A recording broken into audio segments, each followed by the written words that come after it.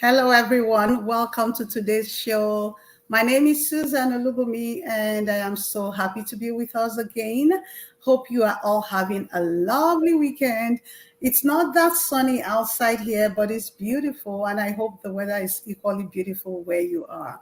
I'm so glad to be with us again. We took a little break because there are just some things that we were sorting through, but we are back and we are starting our series on anxiety. And today I'm very, very happy to have a friend and auntie of mine with me here, and we're going to do this talk show together. She is a powerful woman. She is a speaker, a mentor to many women. She is an influencer, and she devotes her time to building other women to be their best. She's also an author. That's my favorite part, and she's authored several books. So we have with us here someone who is well, vast in the things of life, and she is has achieved quite a lot. I'm going to just ask her to talk about herself. Her name is Dolores Calendar Taylor. Take it away, Auntie Dolores. Okay, I think you took it away from me, right? Okay, so it's always awesome to be here, because really and truly, in times like these, that these kind of gatherings and also the opportunity for us to talk online or in person is great, especially today, the topic. So a little about myself. I think Susan said it mostly. My background, I'm from the Caribbean, Barbados, and looking for the great opportunity one day to visit Nigeria and Ghana and all of this. Nice. I'm looking forward to that. Yes, I'm married, and I have one son and two grandkids. Wow. And yes, lots happening. No, but you look so good. Like we can't. Yeah. This is camera. And about your books, I think you've written almost. I always get the number wrong, but I think it's about they're 11, and I keep saying the dozen will be the ending. So but no. But honestly speaking, we're writing books even without even recognizing it. They're not on paper, but they're in our minds a lot of times. There's so many things that we think that if we were to process it at the same time, you probably wrote 100 books thus far. Because you've written a lot of them first in your mind.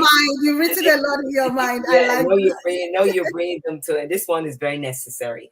I when I think of my background, like you, my background is in psychology and education. I've been doing a lot of counseling all through the federal government and in general. So that's my background. It's also driven by my personal needs and my personal demons. We all have thoughts and challenges and life stories and there's nothing catastrophic, but at the same time, it could be very, very concerning because you could be living in that box for years. And I'm sure that some of you or most of you will be able to relate to the fact that life has storms, and a lot of times the storms we want to overcome them, be able to pass along and to share. So I like this session. I really appreciate the topics that are all garnished together, and they can be great lessons for no matter whether we are 2 or 92. We can love that. Whether we are 2 or 92. Yeah, we can all benefit, and we all fall within that range. So thank you, and it's wonderful to be here.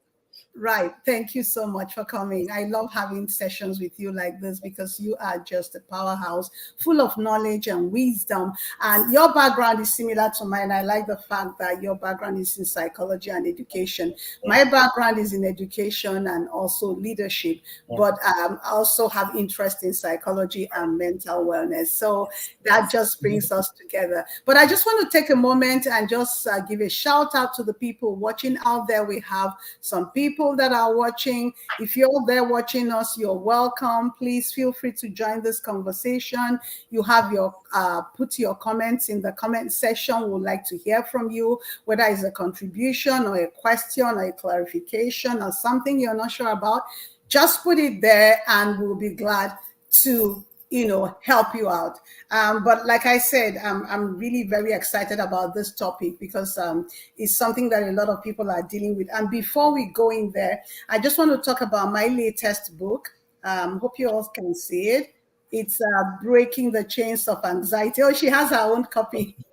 It's kind Thank of, you. but yeah, Breaking the Chains of Anxiety. This book is an awesome book, not because I wrote it, but because God really helped me to pour myself into this book. And it has 65 proven tips, practical tips that will help you fight anxiety. There's no way you will read this book from the beginning to the end and not pick up so many things that you can use in your life. And it's not only for when you have anxiety. It Mhm. talks about, your feeding, exercises, the right kind of food, and so many things. And so this book promotes the notion that fighting an anxiety should be a well-rounded strategy as opposed to just focusing on one thing, but the other aspects of your life are not aligned. And it's really a great book that way. I'm going to let Dolores talk briefly about this book because she's read it. I mean, she's written 11 books, so she can tell whether a book is good or not. Oh yeah, it's great. It's very timely, as I said, and I really liked it. I really like it because no matter where we are in life, life does Mhm, have pain. It has mhm, sorrow. It has so many things. And I felt that when I was looking at this book, I was like, "Ooh, 65 tips. Some people can use two and their life can be transformed." But that's for true. us to recognize that there's variety among us and within us, and to be Mhm, able to offer, like, basically, once you recognize that thoughts can become reality, and that they're also medical, psychological, and emotional and financial elements of stress causing so much havoc in the world. Well, we want to be overcomers, all of us. So I found the book to be very, very, very comprehensive in terms of recognizing the many elements that we can utilize to be able to move beyond, because we live in a world that's not going to get any less complicated. that is true. Going to That get is more complicated.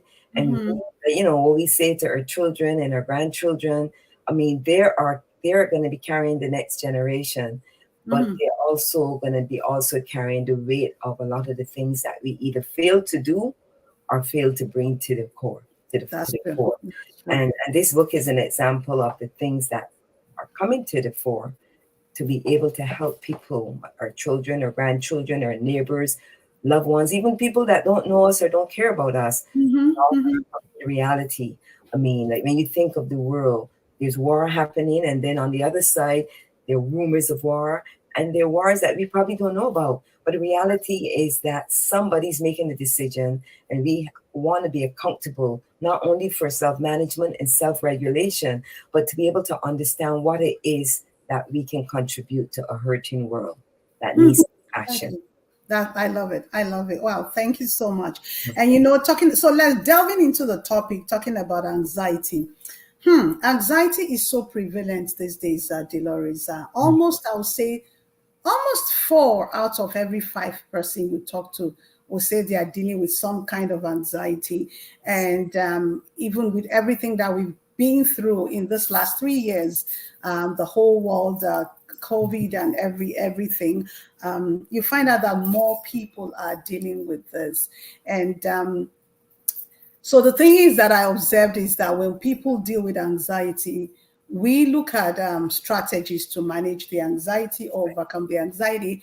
And a lot of our focus is usually on the surface, the symptoms and all of that.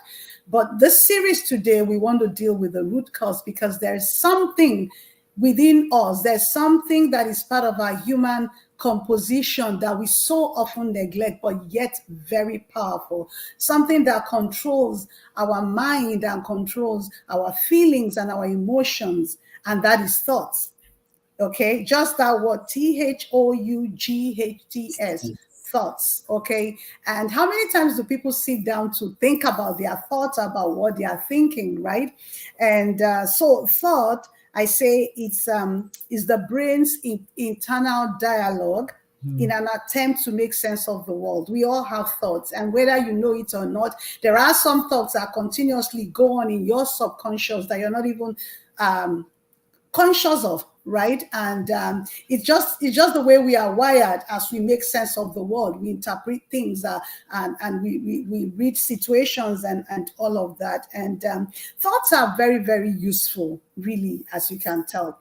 They are useful in everyday life. They are useful for communication. They are useful for problem solving. They are useful for decision making. They are useful for learning. So thought is a very good thing, but thought becomes dangerous when it begins to paint distorted pictures of theoretical situations in our minds, things that may not have happened, but it's being painted as if it's happening right now. And you find out in the course of this conversation that our bodies react to our thoughts. So thoughts control our bodily responses or bodily reactions, as you might say. For instance, how many times have you imagined your favorite food? So whatever, burgers or whatever you like, and you're just sitting down and you're thinking about the food and you're imagining you're eating it. Chances are that your body is going to start reacting. Before you know it, you start salivating. You almost can taste the food. You know why? It's the power of the thoughts, because it paints the picture so real that your body begins to react like it's happening right away. And so that's the aspect of thoughts that we want to pay attention to. When it paints pictures of theoretical truths, in our minds, or about situations and all of that. So thoughts are powerful, but also they have to be controlled. And at this stage, I'm going to let Dolores chime in with this. Auntie Dolores, take it away as we.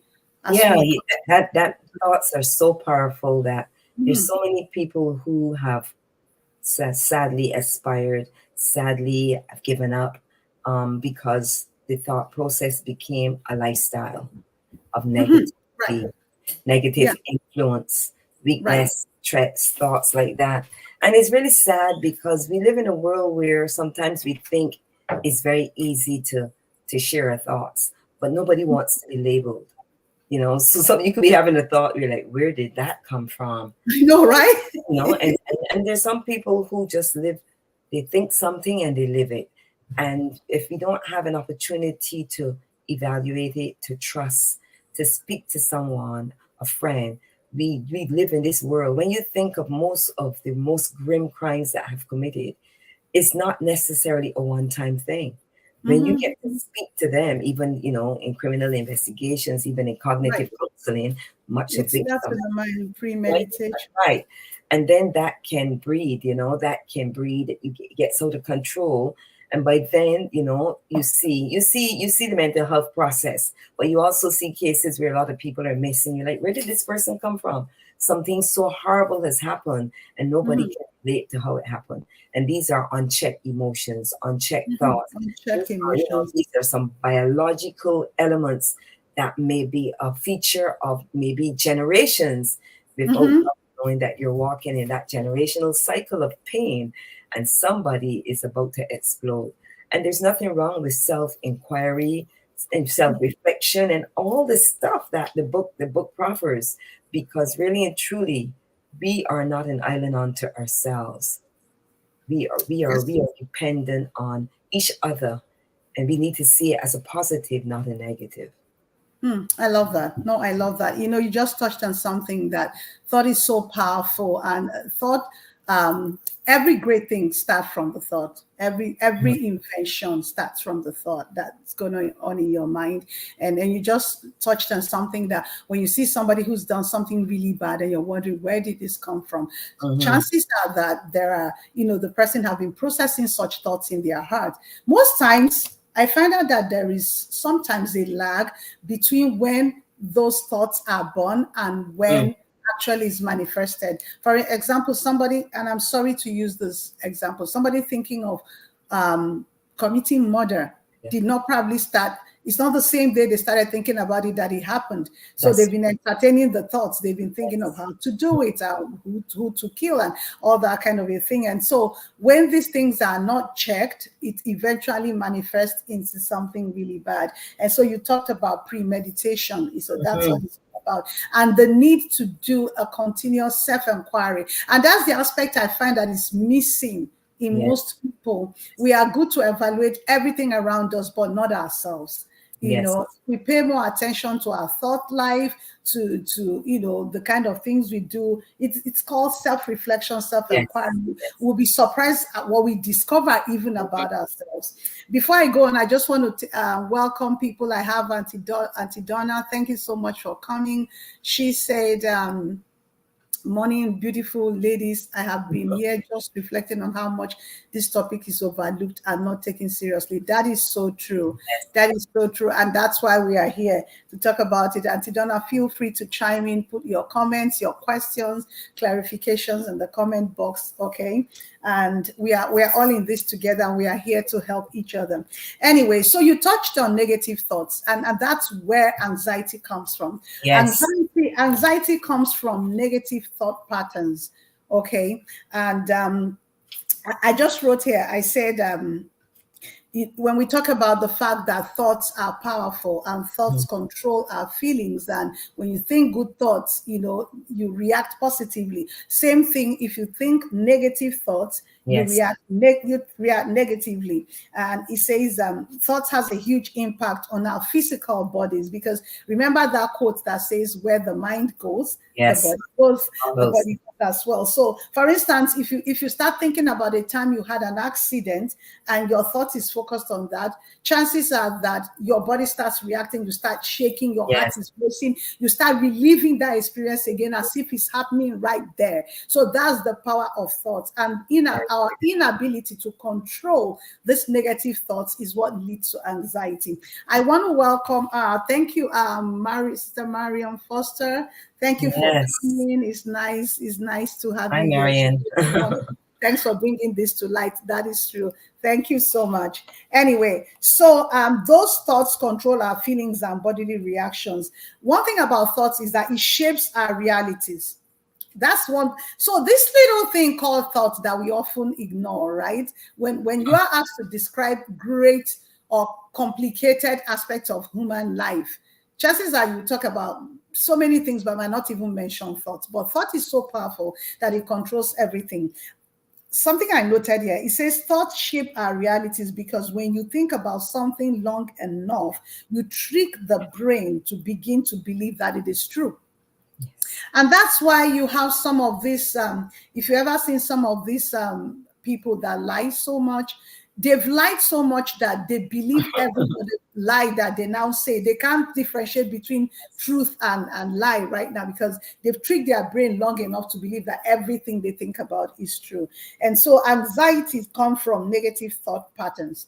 For instance, if you're going to, have you ever been in one of those situations where you're going to get a feedback from the blood work you did? You're going to the doctor's office. That's not Oh an yeah. interesting Oh journey. yeah. Oh yeah. Oh yeah.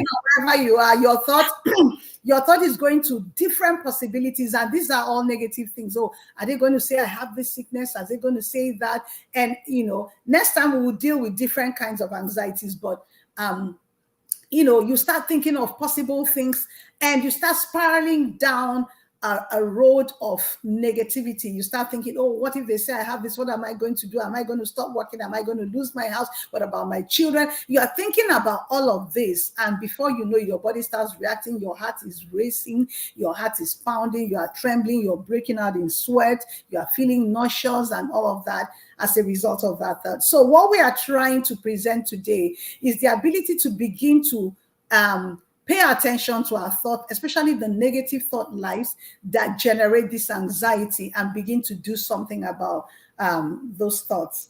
Go ahead, Dolores.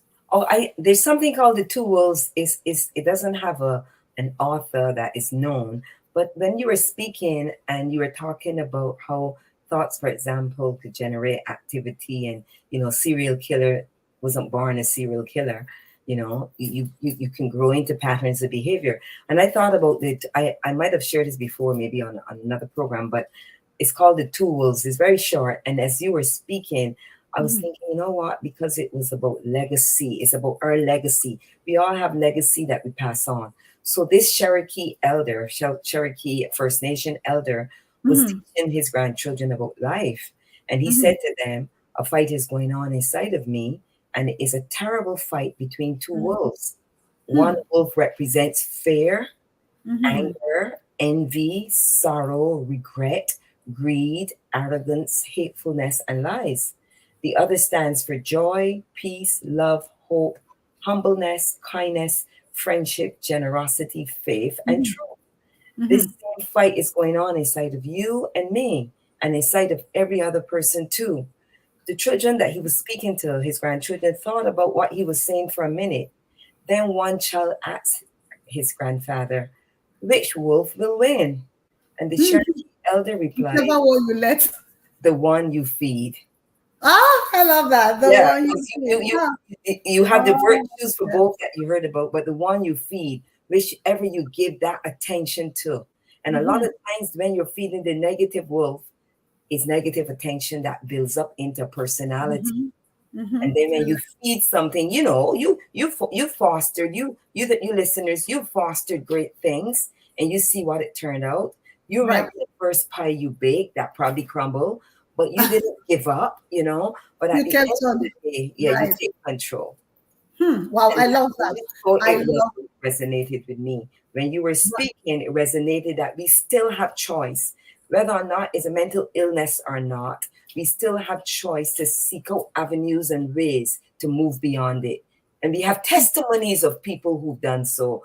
We That's are true. unique testimonies in our own way. But when we put ourselves in the driver's seat or in the passenger seat, we know that there are others out there that are coming to the core of knowing that we do have choice at the end of I the love day. that. I love that. Wow, words of wisdom. Choice is a big one. And one of these days, we are going to do a session on choice. I'm telling you, choice can save lives. I just want to take a moment and give a shout out to one of my dear sisters here, Debbie Parsons. Thank you so much for coming. Hi. She said, Hi. She says, "Good morning, ladies. What I've learned about negative thought patterns is we need to learn to recognize them before you can change them." Exactly. That Perfect. is so true. And you know what? It's part of the solution that we have Mm-hmm, here. mm-hmm, The first mm-hmm. thing I have here is to recognize them, Nice. and Yeah. we'll get to it. That is so amazing. Thank you for chiming in. Ladies out there, please chime in. This is not, it's a collaborative effort, okay? So share your thoughts. But I just want to kind of, um, articulate, or should I say summarize what Dolores said to Dolores. It's amazing. You talked about, the words of wisdom that came from this grandfather to his grandchildren. And he Mm-hmm. said that there is war inside of him, a war between two words, right? Uh, Yes. well, the good things and the bad things, and that's the way we are. We have the potential to focus on those good things or focus on those bad things, and that's where the concept of choice comes in, like you said. And I like the fact that the grandchild asked and said, "So which word wins?" He says, "The one you feed." Easier. Even if you don't get anything from this conversation today, this story or this analogy is something that you should hold on to. Whichever thing you feed is what Yes. grows. That's what Yes. takes the preeminence, right? Yes. So if you focus your attention and energy on those negative thoughts, that's Yes. what is going to grow. Oh, And that's what will lead to anxiety. mhm. Okay. But if you focus more on kind of trying to stop those negative thoughts, and deliberately you have to be intentional, Yes. focus on positive thoughts, then you're going to reduce that anxiety as Yes. you begin to experience more positivity in your life. So the question out there is today, what have you been feeding? Because Mm-hmm. we said earlier on, we don't take the time to evaluate ourselves. We just say, "Oh, I have anxiety," and then maybe we are popping Mm-hmm. pills, which is not bad, or we are dealing with it whichever way. But the essence of this session is to begin to dive into the roots and begin to discover the root cause so that you can nib it in the bud and deal with it. And that would Mm-hmm. be a more effective strategy, really. So yes, so whichever one you feed, Eat. and that brings me, we've talked a lot and we have a few more minutes to go. That brings me to a simple solution, a model I want to give us for dealing with our thoughts. And Mm-hmm. so what takeaway from this session is that we are going to begin to learn more how to deal with our thoughts. And this model is just, I broke it into three parts. I said, be conscious. Mm-hmm. Be conscious of your negative thought patterns. And that goes back to what Mr. Debbie said about recognizing them. Be conscious, because most times these conversations of negative thoughts are going on in our minds and we don't even know, and they are generating all kinds of feelings, and suddenly we are realizing, oh, we are so anxious and we don't even know why, and then we go straight to remedy without even knowing the cause. Yes. And how do you treat the symptoms if you don't know the cause? Okay, so number one, like I said, be conscious of your negative thoughts. Number two is stop those thoughts. Like Dolores said, you have the choice. You have the power. You are able to. You see, we have been made as human beings with so much control that we most times let go of that control. You can control those thoughts. I'm not saying it's going to happen in a day. It's a process. It's going to take a while, but it's something that we begin to learn to do. Stop the thoughts. And I will show us how to stop the thoughts maybe in another series, because for today I'm only going to focus on recognizing the thoughts. So I've said, be conscious of your negative thought patterns, stop the thoughts, and number three is replace those thoughts. Yes. Replace those thoughts. You have to be deliberate about replacing them. You have to be intentional about replacing them. So that is the model we are going to walk through. I'm not able to touch on every one of them, but today I just want to deal with the first one that says to be conscious and recognize your thought patterns. So when you find yourself in a state of anxiety and you see that you're feeling, your body is reacting in a certain way, so being conscious means that you stop and evaluate your thoughts. Begin to recognize your thoughts. Begin to ask yourself, what am I thinking about right now? Because there's a conversation that is going on within you. Remember, we said there are two worlds within you, and the negative world is overpowering the positive right now. There are things that you're thinking about that you don't even know.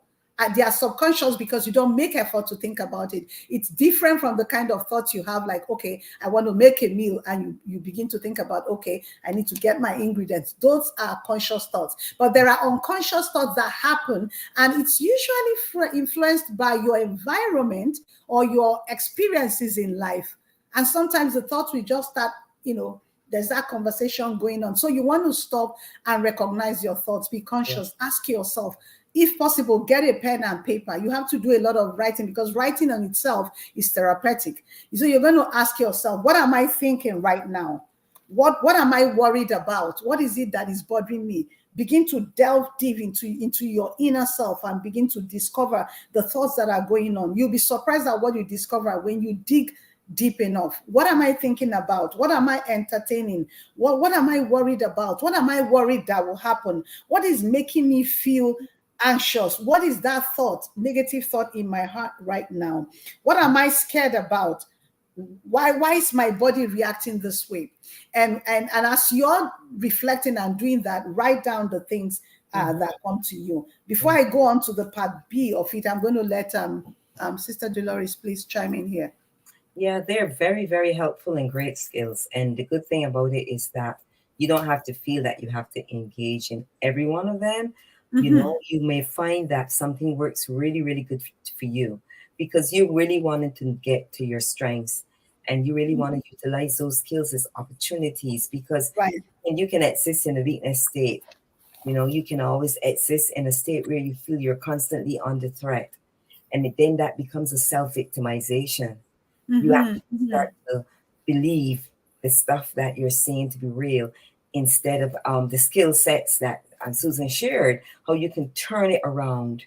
And we have this thing where we wait for cumulative effect. We see something happening. We have some indication that things are going off, but we chew in it. So we begin to live in the problem and be sustained through that problem versus being sustained through those skill sets. And you don't have to pick many. You don't have to walk around saying, I want 10 of these.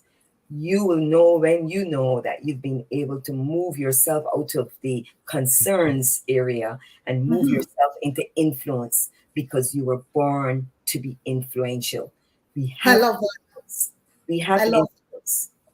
You have influence. Yeah. You are born to be influential. Take note of that. You have influence. You have the power of control. That's one other thing I want you to feel, because most times as human beings, we feel like we have no control. What can I do? I thought. What can I do?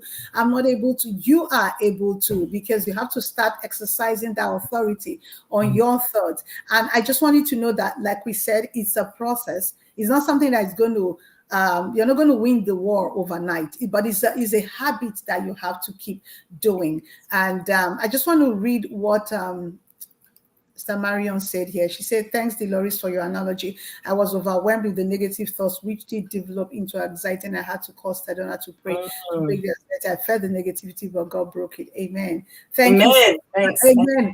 And that's really what it is. It's negative thoughts. So the first thing is always to discover what that thought is. Discover what it is. And when you've discovered it, the next thing I want you to do is to challenge that thought.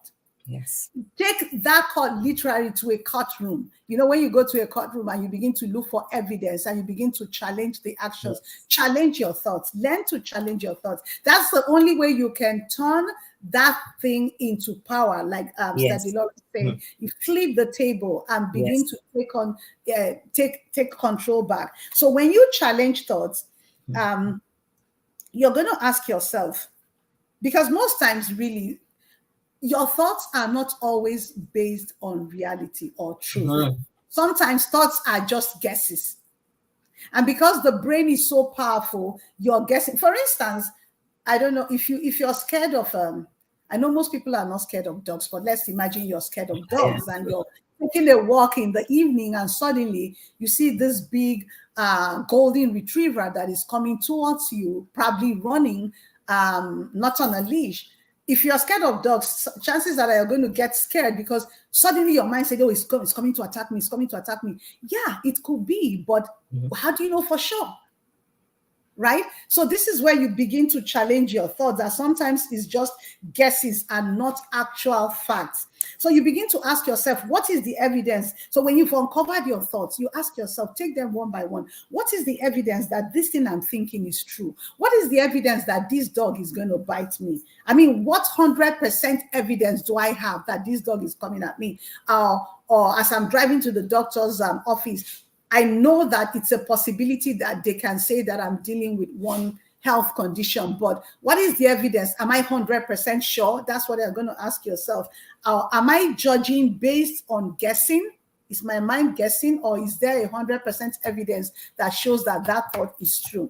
Because most times people are confusing the concept of possibility with certainty.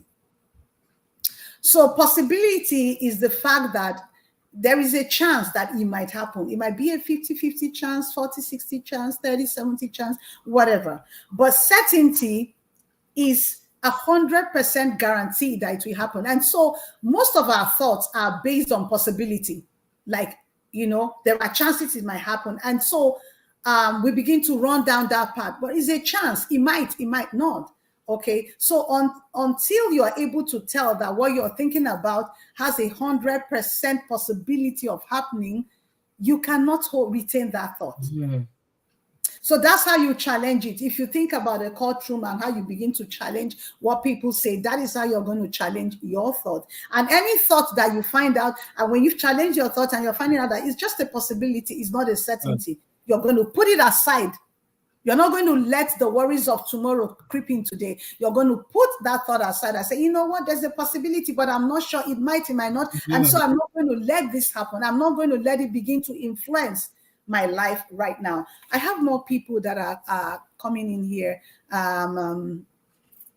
Thank you to Carol Unaka. She said, I suffered depression, anxiety, and trauma many years ago. But since I started microdosing on or more focused, exactly, all thanks to Zara Healy on Instagram. She got the best and she's the best online. Thank you so much for letting us know. That's a great piece. Yeah, thank you for sharing. Yeah, this is what we are looking to get people. Just share with us and ask questions and Dolores, let me let you take over before we round up. We're about running. No, this is great stuff. We're speaking and we're, we become not vulnerable in the sense of weakness, but in the sense of empowerment. And you know how empowerment comes. It comes through humility. And I see humility as saying, sometimes we want to speak about things that we've experienced, but we don't want anyone to think we've experienced it. But in light Mhm. of seeing that vulnerability, healthy vulnerability, is very, very good. And That's true. just as some person wrote, I earlier, it was on the screen, it could be a precursor to anxiety. So all of these things, we're always having to weigh our humility, because some people do not like to ask for help, Mhm. even though Mhm. the time has come for them to seek help. Mhm. So then we see all kinds of other extended areas like the real mental health now, where we know that is not just the cognitive disorientation, it is Mhm. also the element of illness. It has become an established illness. But it's never too late to pull back. It's never too Right. late to say, I choose to ride. It's never too late to say, help me to get over this oversensitivity about who Mhm. knows. And Mhm. we all are in this together, and we want to That's fight, true. because That's when you true. succeed, the possibility of someone else succeeding is great. Are So great. many of I love that. I love that. When you succeed, the Mm, possibility of somebody else succeeding is great. And that's mm, true. And mm, like she said, sometimes we go through these things and you don't want to let people know. But the thing is that you have to, empower. It's a tool. It's a tool that you can flip around to begin to empower other people. Yeah, like when you share what works for you, what you've been through, and how you've overcome, you're mhm, giving somebody hope that it's possible to overcome uh, this and deal with it. And so we've talked about being conscious of your thoughts. We talked about evaluating your thoughts, digging deep. We talked about challenging those thoughts. One of the things I had here, I'll just mention briefly, is you have to stop those thoughts. So I want you to know that negative thoughts will not stop on their own unless you stop them. It's not just going to leave you alone. The thought is going to be there. go It's away. very Yes, you have to be deliberate about stopping those thoughts. You have to be deliberate about stopping those thoughts. And there are different ways, like I said, I will just mention briefly, but maybe we'll delve more into this some other time. So, for instance, as you're going to the doctor's office and it's a 50-50 chance, again, your thoughts are guessing this is what they are going to tell me. You don't know for sure. It's a possibility, but you don't know for sure. And so when you find yourself thinking about all that could be wrong, and your body is beginning to react negatively and you're anxious, you can take control and say, okay, remember, it's a fight between two worlds going on right now, and whichever one I feed is the one that's going to Yes. win the battle. So I'm going to be intentional about Mhm, not thinking this until it's confirmed 100% that this is wrong with me. I'm not going to let the worries of tomorrow creeping today. And you make a deliberate effort and said, okay, what if, so your mind is telling you, what if is this, what if is this, and it's rolling out all the negative thoughts, and you say, what if it's not? What if it's not? And you begin to deliberately take your mind from thinking that negative pattern, break it, and begin to think of something positive. Okay, what if I just go and get a clean bill of health? Oh, start thinking about the next vacation spot you're going to travel to. Start thinking about the next things you do with your friends or grandkids. Start thinking. You see, when you think thoughts like that, you'll be surprised that those anxious feelings will mhm. begin to Yeah. subside, because most times we let the negative thoughts are there and we let it stay there, and then we are trying to treat the sweaty hands and the racing hearts and all of that, and we are popping pills, which is good, but we are not dealing with the root cause. So with the root cause. So from today, I want us to learn to begin to challenge our thoughts, begin to evaluate ourselves, begin to engage more in self-inquiry, begin to engage more in self-reflection, self-discovery, discover the things that make you anxious. There are many things to say. The things that make you anxious, I have to be deliberate about avoiding them if you can, really. Our time is fast spent and we are going to be rounding up. If you have any questions, please ask. We can take one or two questions and I'll just pass it on to Dolores as she rounds up. And yeah. Yeah, that's a great summary. I think this is good, and that we can, we can always continue to build on it, because the reality is that the world is becoming more complicated. The reality is that more medicines are being offered. The reality is more psychosis is being diagnosed, or in some Mhm. cases we don't even know if they're accurately diagnosed. If this person could have had a nice conversation with someone that lead to, okay, this. So we know that there are things that are going to show up in the world, but we have opportunity every day to build from where we're at. We are not in the gutter. we are in some place of influence, and we have influence, and that Yes. can help us. We're not minimizing the fact that mental health is legit. All we're saying is that we will not wait until it hits us. We got to That's find ways. we begin to do something. I love that. I love that. So we are going to be proactive. That's what we are saying. Don't wait till it hits you. So after this session, begin to get a book and begin to write out strategies on how you can begin to deal with this negative thoughts. You have to start discovering it, and you'll be surprised. You'll be surprised what you discover when you begin to dig deep. And then next thing is you begin to challenge it and you begin to replace it. And I just want to read a comment here. It says we need to find our source of strength to overcome negative thoughts, and that's true because negative thinking can be a precursor to anxiety. Exactly what we are talking about, and that's why this is dealing with the root cause of anxiety. And so if you use this model, you find out that as you begin to learn to focus more on yourself, on your thoughts, challenging your negative thoughts, it's called cognitive reframing, but I don't want to bring in those words. I just want to keep it simple. You find out that there are many ways to view and interpret your world, because sometimes your thoughts or your mind is interpreting your word in a certain way that is causing anxiety.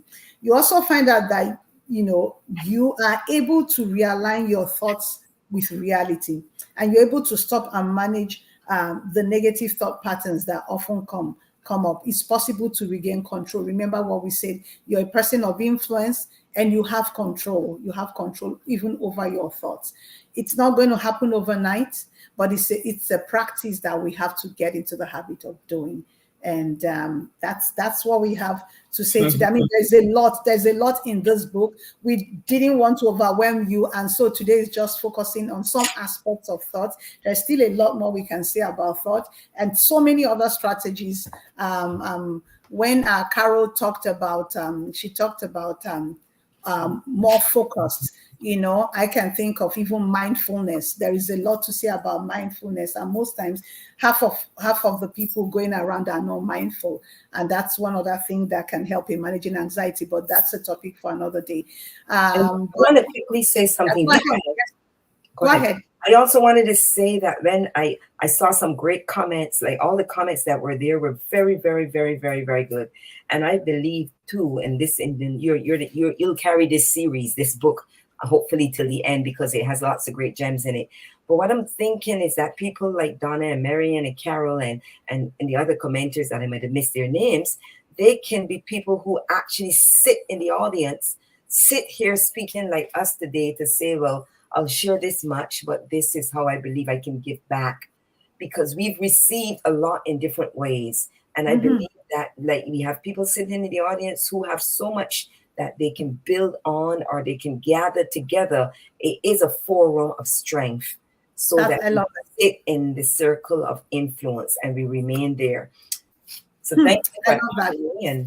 That is so powerful. Circle of strength. Synergy of strength. I like it. Together we'll change our world. So take what you've learned today and go teach somebody. But first of all, put it into practice, okay? Start practicing, and then you can share with somebody to empower somebody else. And if you really like this series, just put a comment. Put a comment in the comment section. We want to know, because we have more series we are planning to do just on anxiety. There's so many tools to give us, so many. I could even go on this series for the next 1 or 2 years, I tell you, but I have to know that it's something that you get value from, right? So let us know in the comment section as we round up today. But thank you so much for coming, and I hope that you take what you have learned and begin to put it into practice, and have a wonderful week ahead. I pray blessings on you. Have a good time, and we will see you in 2 weeks. Okay. All right. Thank you, everybody. And bye-bye. Bye.